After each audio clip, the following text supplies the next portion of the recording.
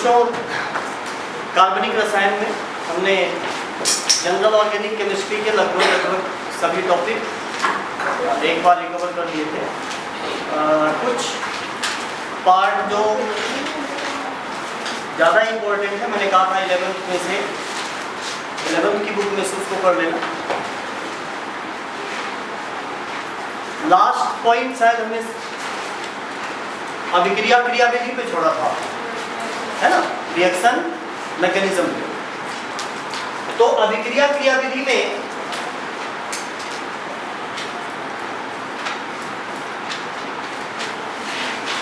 अभिक्रिया की क्रियाविधि, इसको पढ़ाते समय या इसको बताते समय मैंने आपसे कहा था कि सबसे पहले हमें ये समझना है कि अभिक्रिया क्या है। और ये शायद डिस्कस भी कर लिया था हमने कि अभिक्रिया में कुछ पुराने बॉन्ड टूट जाते हैं और कुछ नए बॉन्ड बनते हैं, ठीक है ना। अब वो बॉन्ड कैसे टूटते हैं और कैसे बनते हैं, इसके लिए आवश्यक है कि अभिक्रिया में जो भी पार्टिसिपेटिंग मटेरियल है उनके बारे में हमें कुछ थोड़ा बहुत जानना पड़ेगा। तो किसी भी अभिक्रिया में पार्टिसिपेट करने के आधार पे दो तरीके के पदार्थ होते हैं। पहला है क्रियाधार,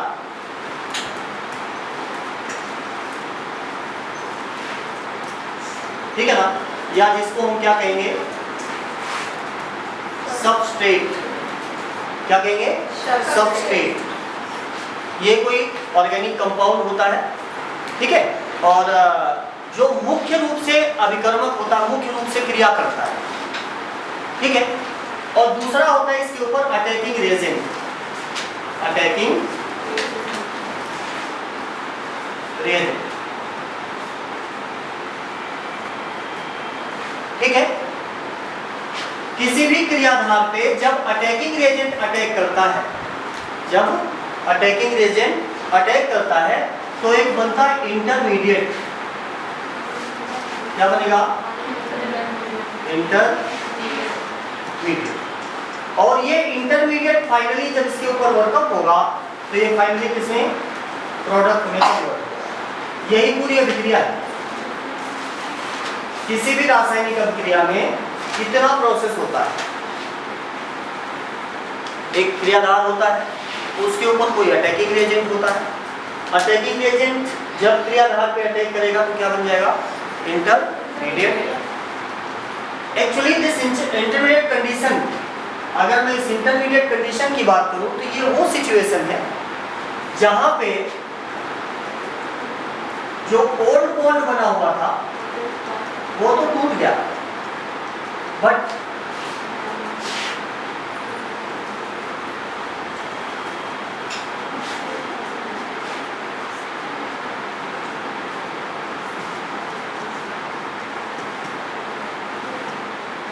अभी भी इसमें नया बॉन्ड नहीं बना है। मेरी रासायनिक अभिक्रिया में मैंने आपको क्या बताया, पुराना बॉन्ड टूट जाता है और नया बॉन्ड बन जाता है। तो जो पुराना बॉन्ड है वो तो टूट चुका है, लेकिन अभी नया बॉन्ड बना नहीं, ठीक है। उसके बीच में जो सिचुएशन आती है किसकी? सबस्ट्रेट मटेरियल की, उसको हम कहेंगे इंटरमीडिएट, ठीक है। तो सबसे पहले देखेंगे अटैकिंग रेजेंट क्या होते हैं।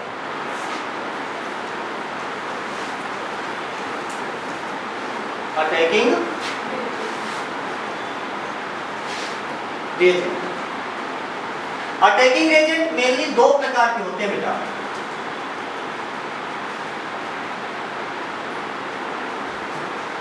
पहला है इलेक्ट्रोफाइल। इलेक्ट्रोफाइल जिसको हिंदी में कहेंगे इलेक्ट्रॉन स्नेही। इलेक्ट्रॉन स्नेही, या इंग्लिश में क्या कहेंगे? इलेक्ट्रोफाइल, ठीक है। क्या होते हैं इनकी पहचान क्या है? ऐसे पदार्थ जिनके पास या तो इलेक्ट्रॉन की कमी हो, ऑक्टेट पूरा ना हो, और या फिर उनके ऊपर पॉजिटिव चार्ज हो।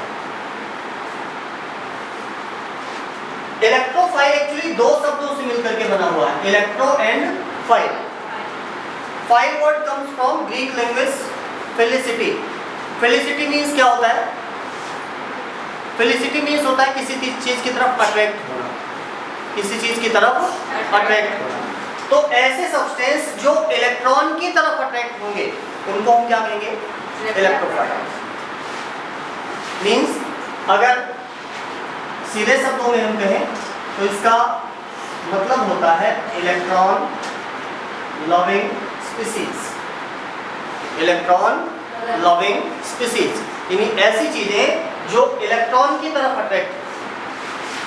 अब इलेक्ट्रॉन की तरफ कौन अट्रैक्ट होगा? इसके लिए आपको ये पता होना चाहिए इलेक्ट्रॉन पे चार्ज कैसा होता है? नेगेटिव। तो नेगेटिव चार्ज की तरफ कौन अट्रैक्ट होगा? Positive charge. ठीक है ना? एक नेचुरल रूल होता है कि नेगेटिव चार्ज किसको अट्रैक्ट करेगा? पॉजिटिव। पॉजिटिव किसको अट्रैक्ट करेगा? नेगेटिव। अपोजिट चार्ज में अट्रैक्शन। तो इलेक्ट्रॉन लविंग स्पीसीज वो होती हैं जो इलेक्ट्रॉन की तरफ अट्रैक्ट होती है।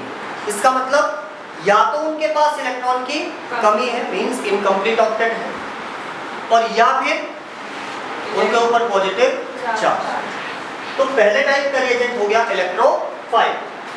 दूसरा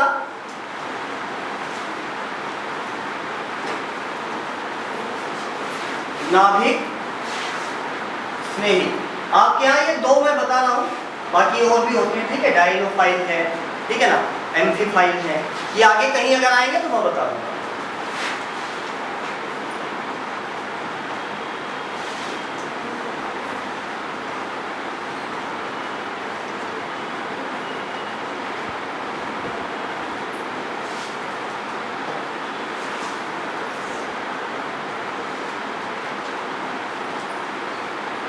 न्यूक्लियोफाइल।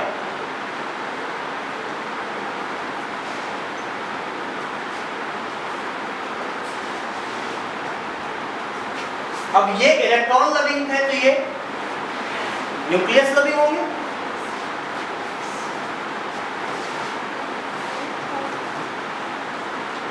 मतलब ये कहां अट्रैक्ट होंगे? जहां पॉजिटिव चार्ज, जहां पे पॉजिटिव चार्ज। ठीक है, इनके ऊपर क्या कंडीशन बताई थी? या तो पॉजिटिव चार्ज होगा या फिर इलेक्ट्रॉन की कमी। इन पे क्या? या तो नेगेटिव चार्ज होगा या फिर इलेक्ट्रॉन अधिक होगा। ठीक है ना? आपने एक वर्ड सुना होगा लोन पेयर। लोन पेयर, जिन चीजों के पास लोन पेयर होते हैं या जिनके ऊपर नेगेटिव चार्ज होता है वो सभी क्या होते हैं? नाभिक स्नेही यानी न्यूक्लियोफाइल। ठीक है, नोट कर लेते हैं जल्दी कीजिए।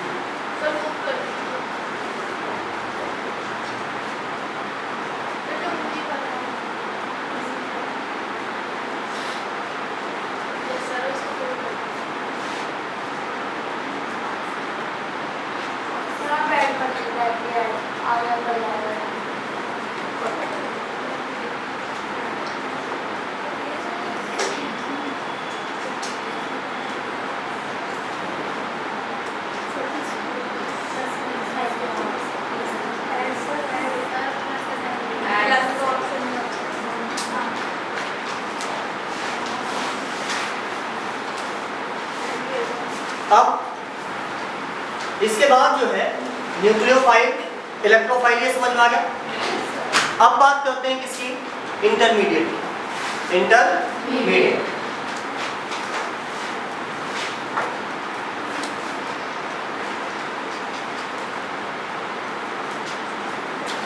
इंटरमीडिएट ठीक है। इंटरमीडिएट मैंने आपको वैसे बता दिए थे, बहुत सारे होते हैं। ठीक है ना? जैसे आपको आपने पढ़ा रेडिकल्स, ठीक है, कार्बोकैटायन, कार्बोएनायन, ठीक है ना, कार्बीन, नाइट्रीन, बेंजाइन, बहुत सारे इंटरमीडिएट बनते हैं। लेकिन यहाँ पे आपको मेनली कितने पढ़ने हैं? सिर्फ 3 प्रकार। कौन कौन से?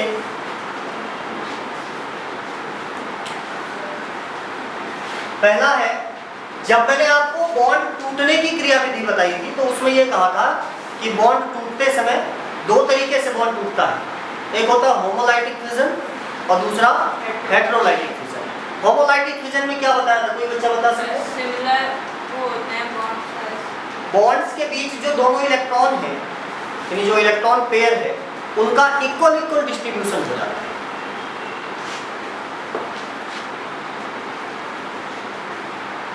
यानी यहाँ पे ऐसे देखिए, मान लीजिए ये 2 बॉन्ड बने हुए हैं, 2 इलेक्ट्रॉन से कोई एक बॉन्ड बना हुआ है।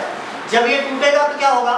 अपना इलेक्ट्रॉन लेकर के ये अलग हो जाएगा और अपना इलेक्ट्रॉन लेकर के ये अलग।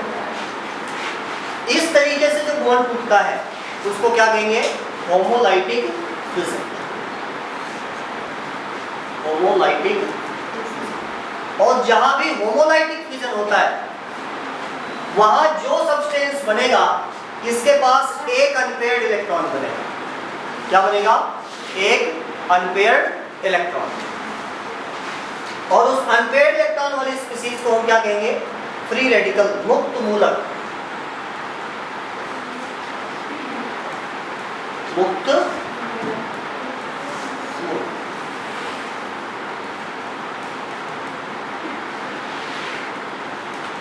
Free radicals. ठीक है। जैसे अब किसी भी रेडिकल को अगर हमें दिखाना होता है तो उसके ऊपर एक छोटा सा ऐसे डॉट लगा देते हैं। क्या लगाएंगे? डॉट। ये डॉट हमें दिखाता है, इसका मतलब इस कार्बन के पास एक इलेक्ट्रॉन ऐसा है जो अनपेयर्ड है। एक इलेक्ट्रॉन क्या है?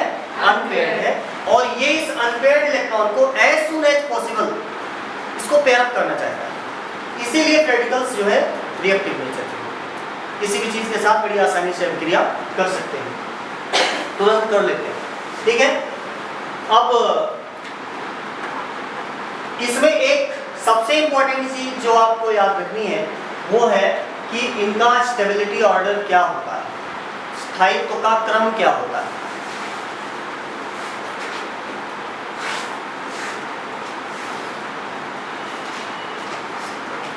स्थायित्व क्रम, ठीक है ना। तो सबसे पहले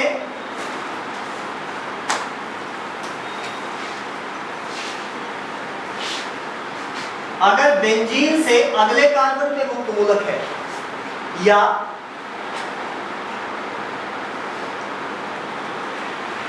डबल बॉन्ड से अगले कार्बन पे मुक्त मूलक बना हुआ है तो ये सबसे ज्यादा स्टेबल है। ठीक है ना। इसके बाद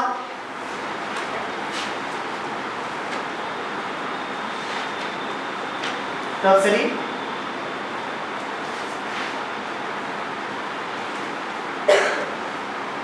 सेकेंडरी और प्राइमरी।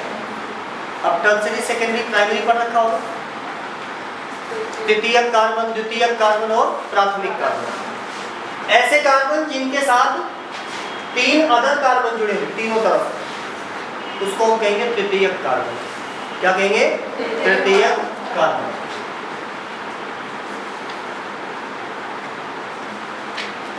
और यहाँ पे देखिए 2 ही कार्बन, जो 2 साइड कार्बन है, एक तरफ हाइड्रोजन है, तो इसको हम क्या कहेंगे? द्वितीयक कार्बन। और इसको क्या कहेंगे? प्राथमिक कार्बन, क्योंकि इसमें एक ही तरफ कार्बन है, बाकी सभी हाइड्रोजन। ठीक है। ऐसे ही जब किसी बॉन्ड का डिसोसिएशन कुछ इस तरीके से हो जहां पे दोनों इलेक्ट्रॉन कोई एक परमाणु लेकर के चला जाए, जैसे इसमें, तो ऐसे केस में इसको हम कहेंगे हेटेरोलाइटिक डिवीजन। ठीक है। और यहां बनेंगे 2 तरीके के मुक्त मूलक बनते हैं। कौन कौन से? कार्बो धनायन और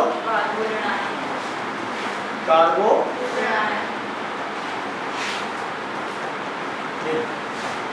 ठीक है। कार्बोधनायन का भी स्थायित्व का क्रम बिल्कुल यही होता है,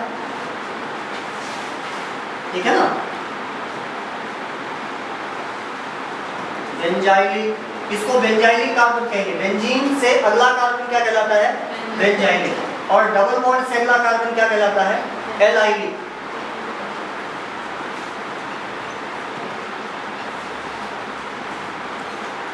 और फिर tertiary, secondary, primary. Tertiary, secondary and primary. स्थायित्व का क्रम बिल्कुल वही है जो मुक्त गोलक का था, लेकिन कार्बो ऋण आयन में उल्टा हो जाता है। कार्बो ऋण आयन में क्या हो जाता है? उल्टा हो जाता है। ये दोनों तो सेम सिचुएशन में रहेंगे, ठीक है ना, लेकिन इसके बाद आ जाएगा प्राइमरी, देन सेकेंडरी और फिर टर्सरी। ठीक है। जो बच्चे आज की क्लास से पहले नहीं आए होंगे उनके लिए कुछ मुश्किल लग रहा होगा, तो उनके लिए फिर से कह रहा हूँ 11th क्लास की बुक खोल लीजिएगा। उसमें जो ऑर्गेनिक का पहला चैप्टर है उसमें ये सारी चीजें डिटेल में दी है, ठीक है। हाँ, ये क्लियर है कि जिन बच्चों को ये नहीं समझ में आएगा उनके लिए ऑर्गेनिक केमिस्ट्री को सिर्फ रटना पड़ेगा बस, बाकी कोई दूसरा ऑप्शन नहीं, ठीक है। आगे चलें।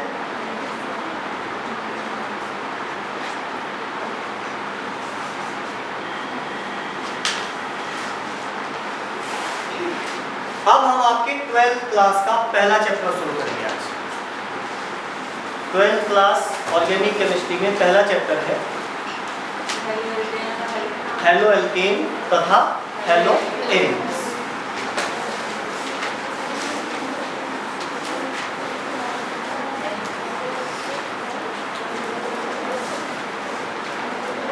हेलो एल्केन तथा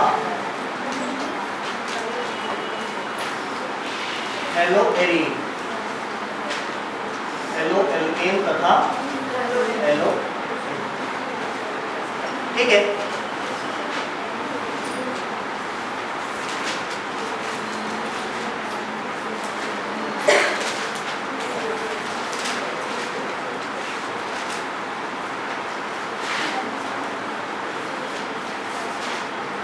क्या होते हैं मेटल? एल्केन जानते हैं आप? एल्केन किसे कहते हैं? हाइड्रोकार्बन 3 तरीके के, यानी जो ओपन चेन कंपाउंड्स थे उसमें हमने 3 पार्ट बताए थे। क्या क्या? Alkane, alkene, alkyne. Alkane, alkene, alkyne. Alkane क्या होते हैं? जिसमें सिंगल बॉन्ड रहते हैं, जिसमें कार्बन कार्बन के बीच में ओनली सिंगल बॉन्ड प्रेजेंट होते हैं, उनको हम क्या कहते हैं? Halo alkane. क्या कहते हैं? हेलो एल्केन, ठीक है ना। और हाइड्रोकार्बन क्या होते हैं? ऐसे कंपाउंड्स जो कार्बन और, अरे नाम ही तो स्प्लिट करना है, हाइड्रोकार्बन हाइड्रोजन और कार्बन से मिलकर के बनते हैं, उनको हम क्या कहेंगे? हाइड्रोकार्बन। और हाइड्रोकार्बन्स में वो हाइड्रोकार्बन जिनमें सिंगल बॉन्ड होता है उसको हम क्या कहेंगे? एल्केन कहते हैं, ठीक है ना। हालांकि इसमें नाम लिखा गया हेलो एल्केन, पढ़ना हमें halo alkane, hello alkene, hello alkyne सबको है यहाँ पे, ठीक है ना। तो सबसे पहले तो ये देखिए हेलो एल्केन होते क्या है। कभी भी बच्चों अगर एल्केन में से हाइड्रोजन को हटा करके और उसकी जगह पे कोई भी हेलोजन, ये क्या है? क्या होते हैं हेलोजन? आवर्त सारणी के ग्रुप नंबर 17 के एलिमेंट्स को हेलोजन कहा जाता है, ठीक है ना। कौन कौन सी चीजें आती है इसमें? फ्लोरीन, क्लोरीन, ब्रोमीन और iodine. Fluorine, chlorine, bromine, iodine, इनको क्या कहा जाता है? हेलोजन कहा जाता है। और किससे इसको नोट किससे करते हैं? X से।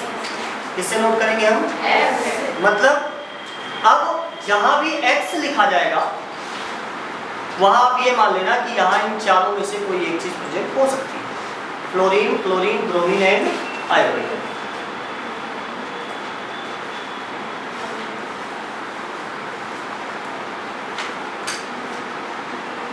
क्या बन जाएगा बेटा? Halo alkane. क्या बन जाएगा? Halo alkane. ऐसे ही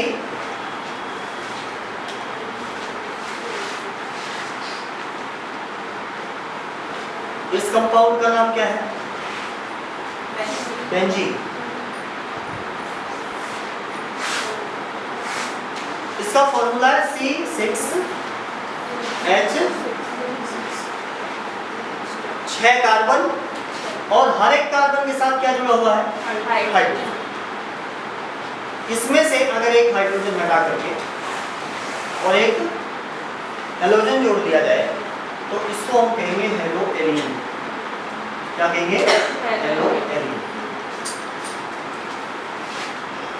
ये जो हेलो एलीन आप देख रहे हैं न्यूक्लियर सब्स्टिट्यूटेड है। क्या है? Nuclear substitute. इसके अलावा साइड चेन भी होती है, साइड चेन सब्स्टिट्यूटेड भी है, ठीक है ना? वो आगे हम जब प्रिपरेशन वगैरह करेंगे तो वहां पर बता देंगे आपको।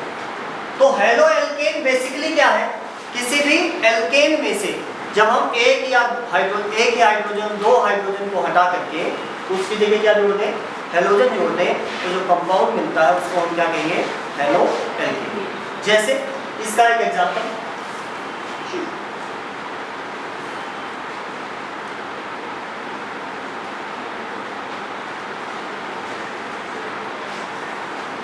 हेलो एल्केन का एग्जांपल देखिए।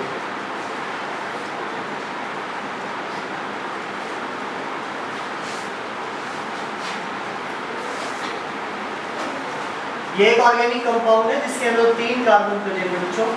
3 कार्बन प्रेजेंट है, तो इसका मतलब इसको क्या नाम देंगे हम? प्रोपेन। क्या नाम देंगे? प्रोपेन।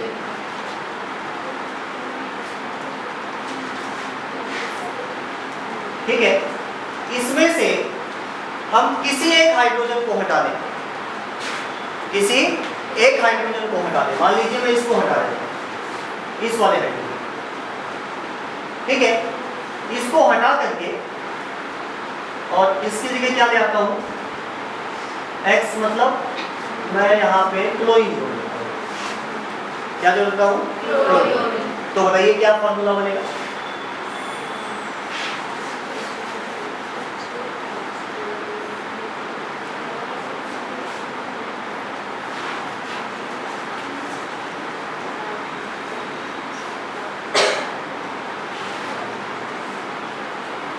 अब इसका नाम क्या हो गया?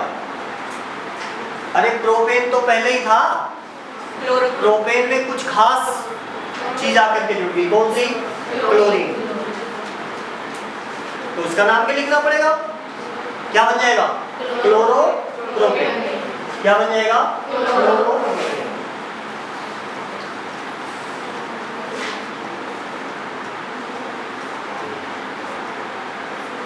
ठीक है। क्या ये सही है? सर नहीं, सही आएगा। क्लोरोप्रोपेन में आपको ये बताना पड़ेगा कि क्लोरो कहाँ जुड़ा है, पहले कार्बन पे जुड़ा है या दूसरे कार्बन पे जुड़ा है। उस कार्बन की संख्या भी बतानी पड़ेगी, ठीक है। तो यहां से अगर हम नंबरिंग करें तो 1 2 3, अब सही 1 क्लोरोप्रोपेन। आप क्या कहते हैं? उसमें पीछे जो आपने बताया था उसमें हमने आगे से करी थी काउंटिंग, अब यहाँ पे पीछे से।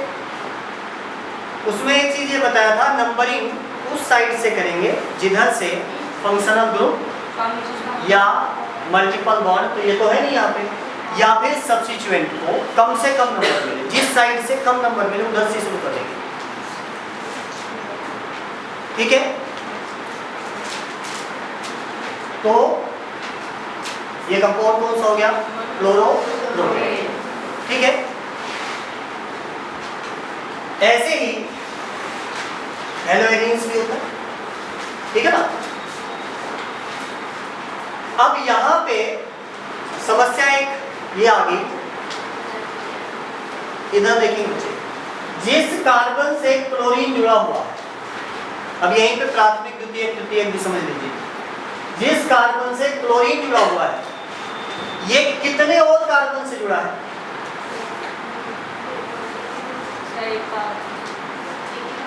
एक ही कार्बन से जुड़ा हुआ है। तो ये जो कंपाउंड है ये कहलाएगा प्राथमिक, ठीक है ना, प्राथमिक halo alkane, primary halo alkane. यानी जिस कार्बन के साथ हेलोजन एटम जुड़ रहा है वो फर्दर कितने कार्बन से जुड़ा? तो एक कार्बन से जुड़ा तो उसको क्या लिखेंगे? प्राथमिक।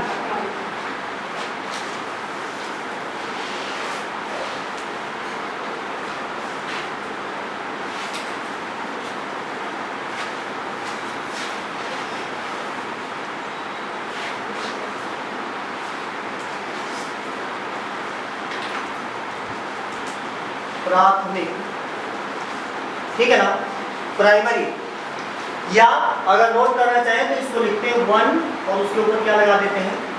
डिग्री, ठीक है ना। तो ये जो कंपाउंड है इसमें हेलोजन कैसा है? प्राइमरी।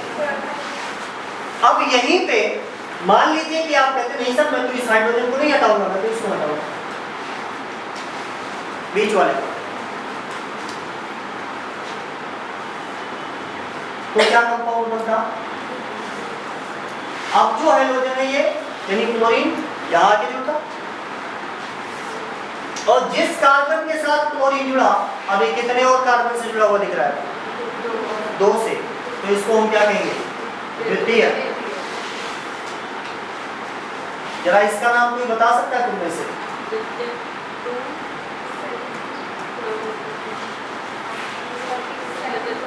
नाम तो यही होगा क्लोरोप्रोपेन, लेकिन नंबर चेंज हो जाएगा। हाँ, तो इसका नाम क्या लिखेंगे? 2-क्लोरोप्रोपेन। क्या नाम लिखेंगे? 2-क्लोरोप्रोपेन, ठीक है। 2-क्लोरोप्रोपेन,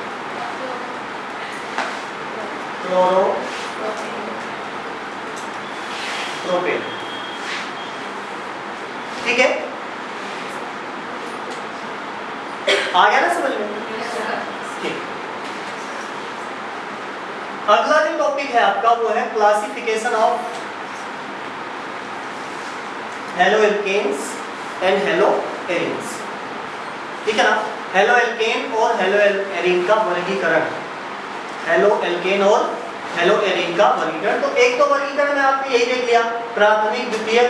एक तृतीयक का और एग्जांपल देते हैं आपको।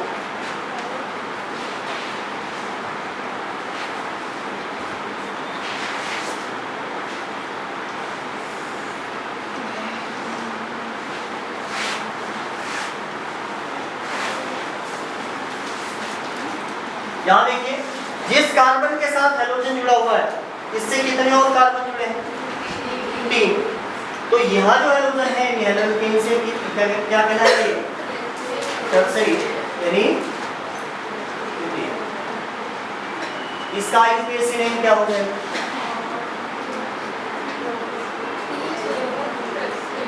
क्यों कर रहे हो?